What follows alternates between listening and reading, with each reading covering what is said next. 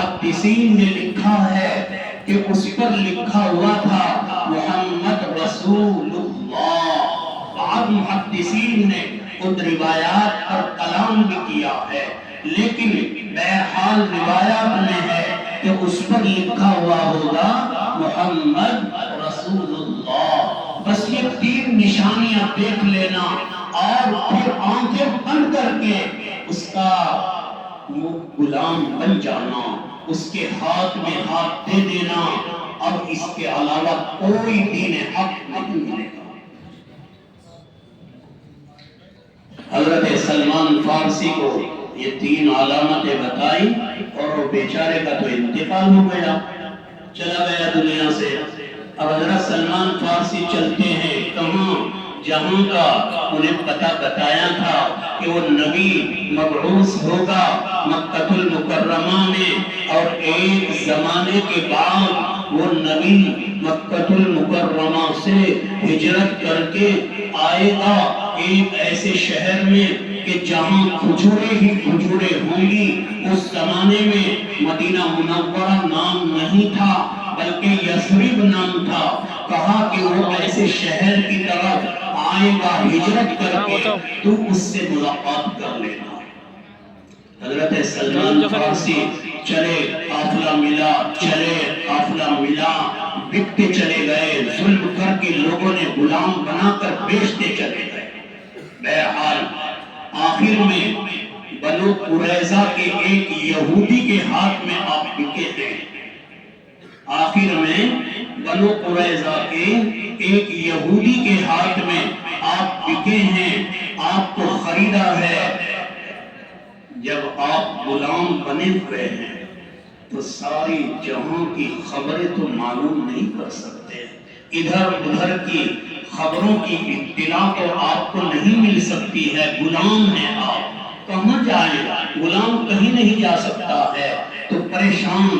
اللہ کے نبی صلی اللہ علیہ وسلم مکہ المکرمہ میں مبعوث ہو چکے ہیں، اللہ کے لاڈلے پیغمبر نے اعلان نبوت کر دیا ہے مکہ المکرمہ میں، لیکن آپ کو مدینہ میں پتہ نہیں ہے کہ وہ نبی برحق آ چکا ہے، آپ کو معلوم نہیں ہے۔ زمانہ گزرتا گیا، ایک وقت آیا کہ اللہ کے نبی صلی اللہ علیہ وسلم مکہ سے ہجرت فرما کر مدینہ منورہ میں تشریف لے آئے۔ ایک وقت آیا کہ اللہ کے نبی صلی اللہ علیہ وسلم مکہ المکرمہ سے ہجرت فرما کر آپ مدینہ منورہ میں تشریف لا چکے ہیں۔ آپ قباء میں آپ نے نزول فرمایا۔ پہلی مرتبہ جب آپ تشریف لا رہے ہیں، ابو بکر صدیق رضی اللہ تعالیٰ عنہ آپ کے پیچھے بیٹھے ہوئے ہیں، لاڈلے پیغمبر اپنی اونٹنی پر آگے سوار ہیں۔ پوچھنے والے پوچھ رہے ہیں، یا ابا بکر من ھذا، اے ابو بکر یہ آپ کے سامنے بیٹھا ہوا کون آدمی ہے؟ لوگ اللہ کے نبی کو جانتے نہیں تھے، مدینہ میں ابھی تک آپ کی کوئی عام معرفت نہیں تھی۔ جو لوگ ایمان لا چکے ہیں وہ تو جانتے ہیں، لیکن دوسرے لوگ آپ کو پہچانتے نہیں ہیں، سنا ہے پہچانتے نہیں ہیں۔ حضرت ابو بکر صدیق نے کیا جواب دیا؟ آپ نے کہا کہ یہ تو ہادی ہے، ہادی ہے یعنی میری رہنمائی کرنے والا آدمی ہے تاکہ دشمن کوئی نہ آ جائے۔ اللہ کے نبی قباء میں تشریف فرما ہے تو ایک یہودی، بنو قریظہ کے یہودی کا غالباً خاندانی چچا صاحب کوئی باغ میں آیا اور حضرت سلمان فارسی کے مالک کو آ کر بتایا، ارے غضب ہو گئے، غضب ہو گئے، کیا ہوا؟ کہ ایک آدمی محمد بن عبداللہ نام کا قباء میں آ گیا ہے اور وہ اپنے کو نبی کہہ رہا ہے۔ تو اس نے سنا کہ ایسا؟ ہاں۔